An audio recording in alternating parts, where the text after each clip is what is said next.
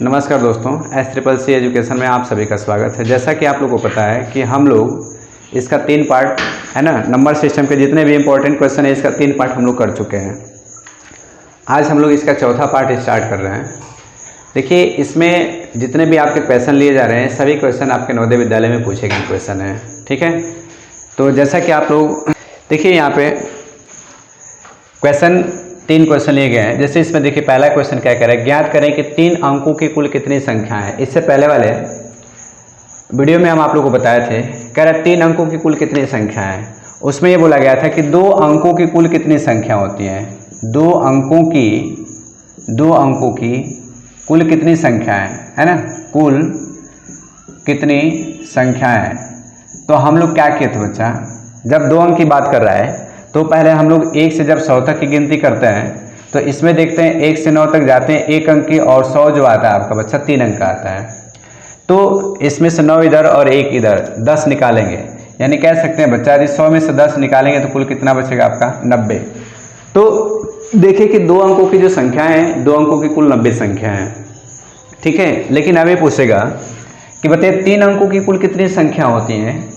तो अब ऐसे लिख करके देखना तो थोड़ा सा मुश्किल हो जाएगा, लेकिन क्या करेंगे, बोला है कि 3 अंकों की कुल कितनी संख्या है, तो लिखेंगे 3 अंकों की सबसे बड़ी संख्या। 3 अंकों की सबसे बड़ी संख्या। तो 3 अंकों की सबसे बड़ी संख्या होती है बच्चा 3 बार 9 यानी 999। अब बोला 3 अंकों की कुल कितनी संख्या होती है, तो लिखेंगे 3 अंकों की सबसे बड़ी संख्या, फिर लिखेंगे 2 अंकों की सबसे बड़ी संख्या। और क्या करेंगे बालक, इन दोनों का अंतर कर देंगे, है ना, इन दोनों का अंतर कर देंगे। तो ये निकल जाएगा आपका कितना बच्चा, 3 अंकों की जो पूरी संख्या होती है बच्चा 300 होती है, सॉरी 900, है ना। 3 अंकों की जो पूरी संख्या होंगी कितनी होंगी 900। ऐसे यदि 5 अंकों की पूरी संख्या पूछेगा कि 5 अंकों की कुल कितनी संख्या होती हैं, तो आप क्या करेंगे बच्चा, 5 अंक की सबसे बड़ी संख्या लिखेंगे। कितने अंक की, 5 अंक की, है ना, 5 अंकों की सबसे बड़ी संख्या लिखेंगे, ठीक है। तो 5 अंक की सबसे बड़ी संख्या की बात किया जाता है बच्चा 5 टाइम 9 होता है। और इसमें से क्या करेंगे बालक, 4 अंकों की सबसे बड़ी संख्या लिख करके घटा देंगे। तो 4 अंकों की सबसे बड़ी संख्या ये होती है, ठीक है। अब इसका अंतर कर देंगे तो कितना हो जाएगा बच्चा आपका 90,000 होती है, ठीक है ना। यानी 5 अंकों की कुल कितनी संख्या होती है, तो बच्चा 5 अंकों की कुल 90,000 संख्या होती है, ठीक है। क्लियर, आप लोग को समझ में आया होगा। चलिए अब आगे चलते हैं बालक। ऐसे कह देगा बच्चा 6 अंकों की कुल कितनी संख्या होती है, तो बच्चा 9 पे 5 जीरो कर देंगे, है ना। कितना जीरो, 5 जीरो, यानी 9 लाख हो गए, ठीक है। 2 अंकों की कुल कितनी संख्या होती है, तो 9 पे 1 जीरो कर देंगे। 3 अंकों की पूछेगा तो 9 पे 2 जीरो। 4 अंक की पूछेगा बच्चा 9 पे 3 जीरो। 5 अंक की पूछेगा तो 9 पे 4 जीरो, और 6 अंक की पूछेगा तो 9 पे 5 जीरो। ऐसे हम लोग करके निकाल लेंगे जितने अंकों की संख्याओं पूछेगा, ठीक है ना। उम्मीद है कि ये क्वेश्चन आप लोग को समझ में आया होगा। इस क्वेश्चन को, है ना, आप लोग समझ लिए होंगे, ठीक है। चलिए आगे चलते हैं बालक, दूसरे क्वेश्चन को देखते हैं। अगला क्वेश्चन, क्वेश्चन नंबर 2।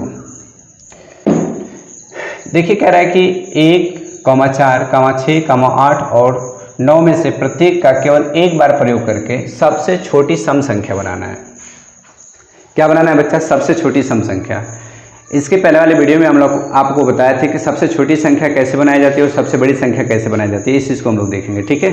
तो यहाँ पे सबसे छोटी सम संख्या की बात किया है, तो सबसे पहले इनसे मिलकर के बनने वाली सबसे छोटी संख्या ज्ञात करेंगे। क्या निकालेंगे, सबसे छोटी संख्या। अब देखिए, जब सबसे छोटी संख्या निकालेंगे तो इसमें सबसे छोटी संख्या क्या होगी बच्चा, सबसे छोटा अंक सबसे पहले लेते हैं 1, 4, 6, 8, 9। अब इन अंकों से मिल करके इससे कोई छोटी संख्या नहीं बन पाती है, यानी नहीं बन सकती है। तो यहाँ पे सबसे छोटी संख्या ज्ञात की, लेकिन क्या बोला, सबसे छोटी सम संख्या ज्ञात करना है। अब ये बताइए कि ये सम संख्या है कि विषम संख्या है।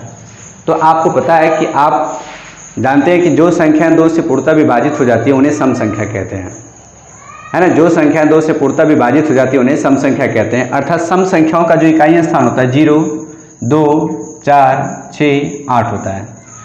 लेकिन देखिए यहाँ पे इकाई अंक 9 है, तो ये सम संख्या होगी नहीं। इसको बनाना पड़ेगा सम संख्या। तो क्या करेंगे, पीछे से देखते आएंगे, दिख क्या रहा है, ये 8 आपका सम दिख रहा है।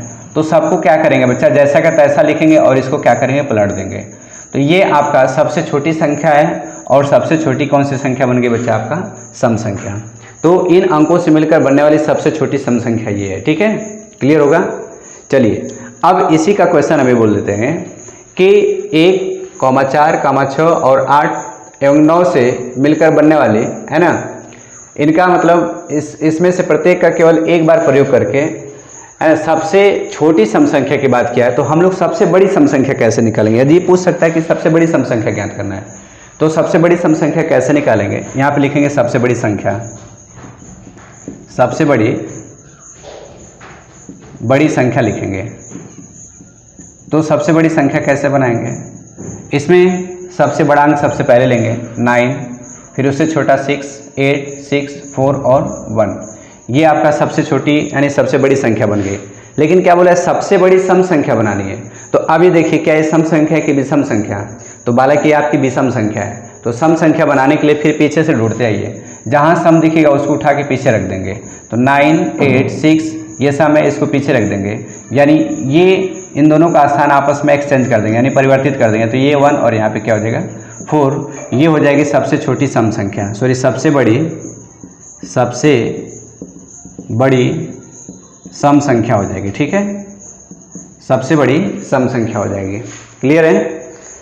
तो ऐसे बनाया जाता है सबसे छोटी सम संख्या और सबसे बड़ी सम संख्या। ठीक है ना। क्या करते हैं कि जब ऐसे पूछता है कि इनसे मिलकर के बनने वाली सबसे छोटी और सबसे बड़ी सम संख्या की बात किया जाता है, तो हम लोग क्या करेंगे बच्चा, पीछे से देखेंगे कौन सी सम संख्या, यानी किसको रखेंगे कि सम संख्या आ जाएगा, है ना।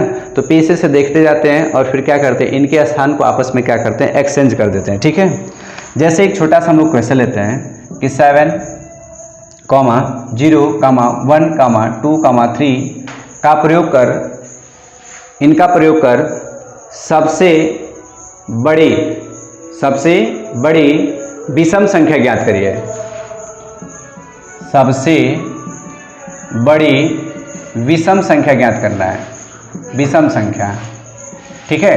तो अब देखिए सबसे बड़ी विषम संख्या ज्ञात करना है, तो सबसे पहले हम लोग क्या करेंगे, इसमें सबसे बड़ी संख्या बताएंगे।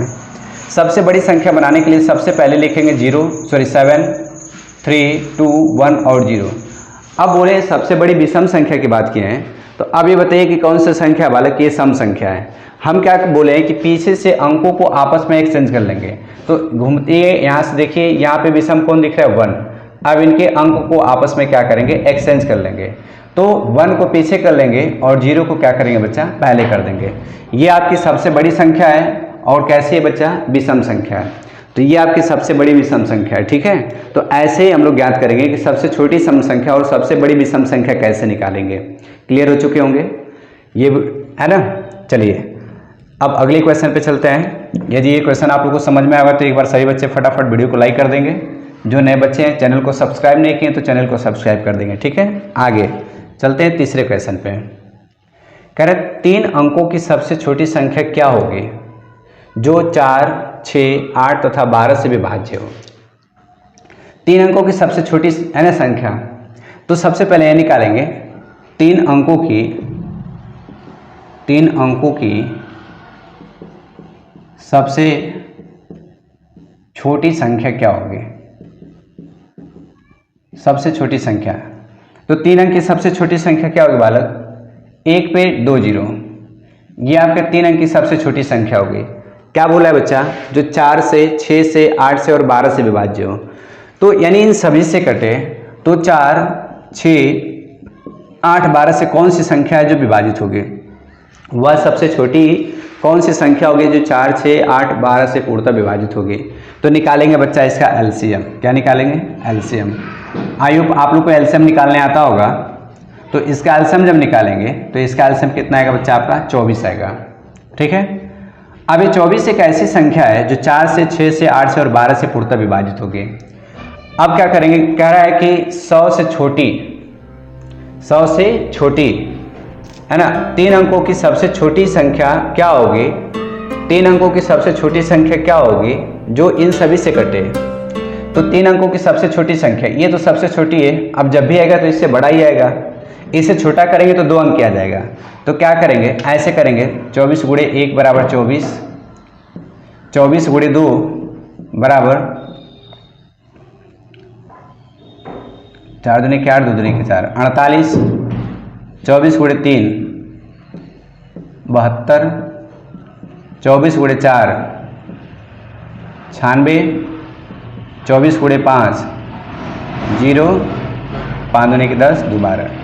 ठीक है, अब ये देखा गया कि यहाँ तक ले गए तो हम लोग 2 अंक की संख्या थी, लेकिन 3 अंक की संख्या पे 120 आ गई, और ये 120 वो सबसे छोटी संख्या है जो 4, 6, 8 और 12 से पूर्णतः विभाजित होगी।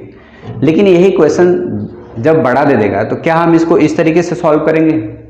नहीं, ऐसे सॉल्व नहीं करेंगे। करेंगे क्या बच्चा, उसको देखिएगा। ठीक है, जितनी बार भाग जाती है भाग ले जाते हैं। 24 चौके कितना होगा बच्चा आपका? 96 होगा। शेष कितना बचेगा? 4।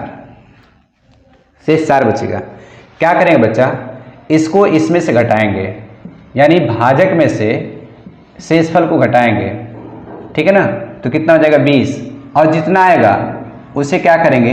भाज्य में जोड़ देंगे। भाज्य प्लस है ना, इसको क्या करेंगे? भाज्य में जोड़ देंगे। तो भाज्य आपका बच्चा कितना है? 100 प्लस 20 बराबर कितना हो जाएगा? 120। आप जिस तरीके से चाहें उस तरीके से लगा सकते हैं। ठीक है, जितनी बार भाग ले जा रही है उससे एक बार अधिक ले जाइए, है ना। जितनी बार भाग जा रही है उतनी उससे एक बार अधिक ले जाइए। ये तो एक तरीका हुआ। दूसरा तरीका कि जितनी बार भाग जाइए ले जाइए, और जो शेषफल बच रहा है इसको भाज्य में से घटाइए, भाजक में से घटाइए, जो अंतर आएगा इसको इसमें जोड़ लीजिएगा। ठीक है, या आप ऐसे भी कर सकते हैं, 24 में 24 से भाग करिए, 5 बार ले जा रहे हैं, एक बार अधिक, 120 सारा उल्टा घटा लो। ठीक है, 20 शेषफल बचेगा, तो क्या करेंगे? शेषफल को भाज्य में जोड़ लेंगे, यानी कितना हो जाएगा बच्चा आपका? 120 हो जाएगा।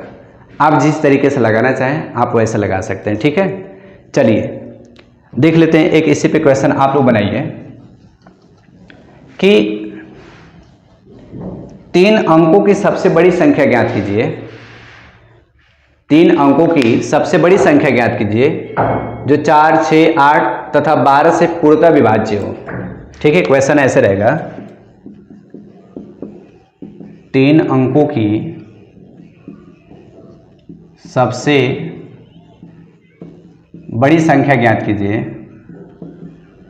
या बड़ी संख्या क्या होगी जो 4, 6, 8 तथा 12 से विभाज्य है, इन सभी से विभाज्य हो। ठीक है, तो कह रहा है 3 अंकों की सबसे बड़ी संख्या। तो सबसे पहला काम क्या करना है बच्चा? सबसे पहला काम हम लोग क्या करेंगे? इसका एलसीएम लेंगे। 4, 6, 8 और 12 का क्या निकालेंगे बच्चा? एलसीएम। एलसीएम निकालने आता होगा तो इसका एलसीएम आएगा बच्चा आपका 24। अब बोला 3 अंकों की सबसे बड़ी संख्या, तो 3 अंक की सबसे बड़ी संख्या क्या होगी? लिखेंगे 3 अंकों की